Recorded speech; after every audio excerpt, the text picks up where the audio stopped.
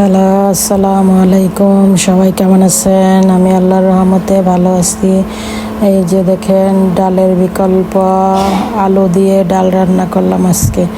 ডাল যে সিদ্ধ করে তারপরে যে এখন হলুদ আর লবণ দিয়ে আলুগুলিকে চটকাইয়া দিছি। এখন এই যে পেঁয়াজ বেরেস্তা কইরা এখন দিয়ে দিব ডালের মধ্যে।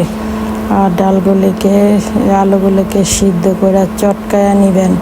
আলুগুলোকে আমি গরম গরম চটকাইতে পারি না, সেই জন্য আলুগুলোকে আমি কী করছি, সিদ্ধ কইরা দিয়া ডাল ঘুটনি দিয়া একবারে মেশ করে পরে আবার পানি দিয়া তারপরে ছাইকা নিছি সাবাগুলি। তারপরে এইভাবে বসাই দিয়া পরে যে বাগার দিয়ে দিচ্ছি।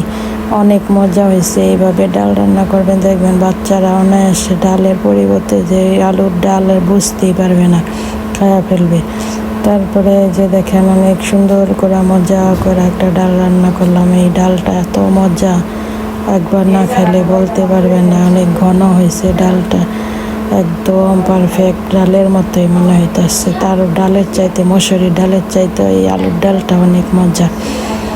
আমি অনেক মজা করে খাইছি, আপনারা ট্রাই করে দেখতে পারেন। এই যে দেখেন অনেক সুন্দর হয়েছে, দেখতেও অনেক লোভনীয় লাগতেছে, মনে হইতেছে যেন ডালই রান্না করছি, এত মজা।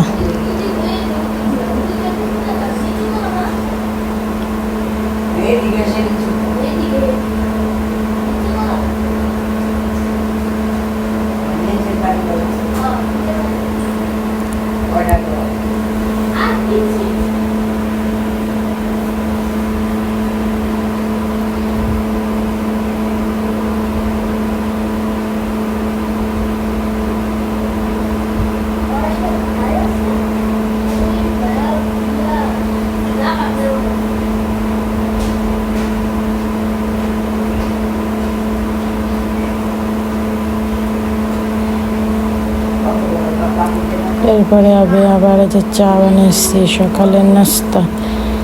চাটা দেখেন অনেক মজা হয়েছে, একেবারে দুধ চা। আর এই যে কতগুলি চাপটি বানিয়ে নিয়েছি শর্টকাটে। গরম পানি ফুটাইছে, এক পাতিল পানি ফোটানো ছাড়া খাইতে পারে না সবাই, ফোটানো পানি খাই আমরা।